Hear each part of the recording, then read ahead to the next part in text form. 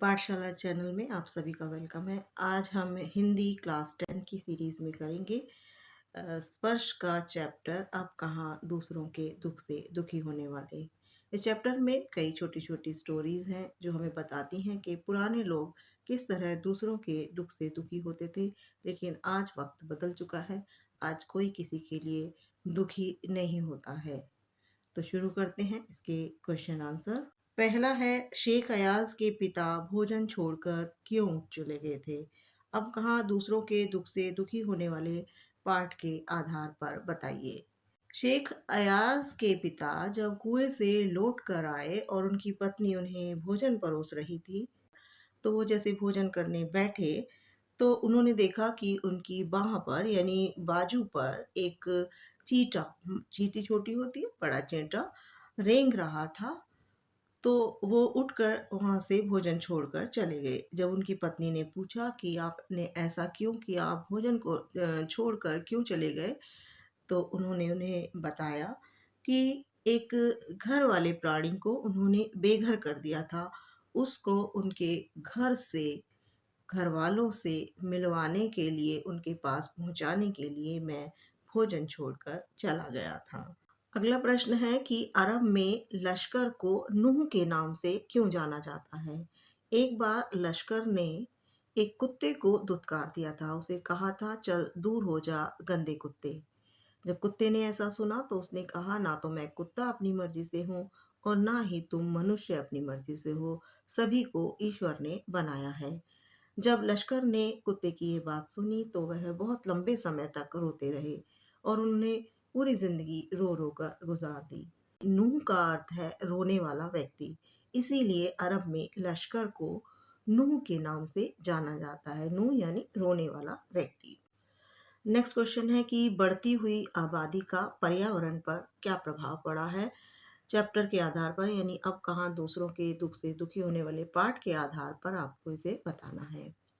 बढ़ती हुई आबादी का पर्यावरण पर प्रतिकूल प्रभाव पड़ा है। लोगों की जनसंख्या बढ़ने के साथ ही उनकी दैनिक ज़रूरतें बढ़ गई हैं, जिससे लोगों ने प्रकृति के साथ छेड़छाड़ करनी शुरू कर दी है, जिससे प्रकृति में असंतुलन पैदा हो गया है।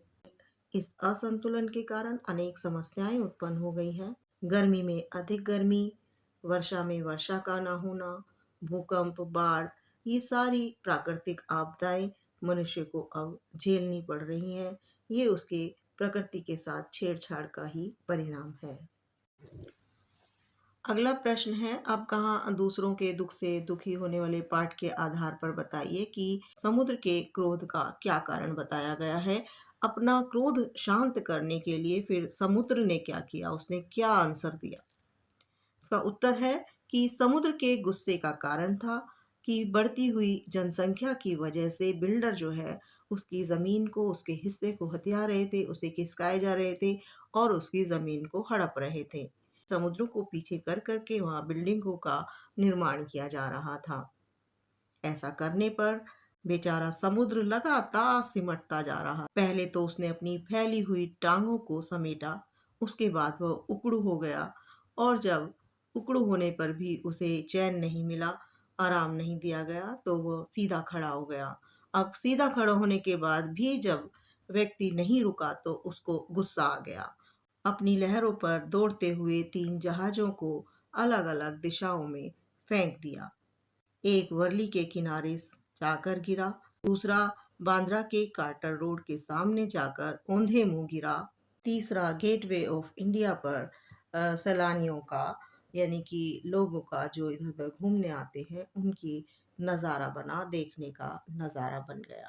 अगला प्रश्न है कि लेखक ने ग्वालियर तक किन बदलावों को महसूस किया, यानी उसमें क्या परिवर्तन आए, पाठ के आधार पर हमें स्पष्ट करना है।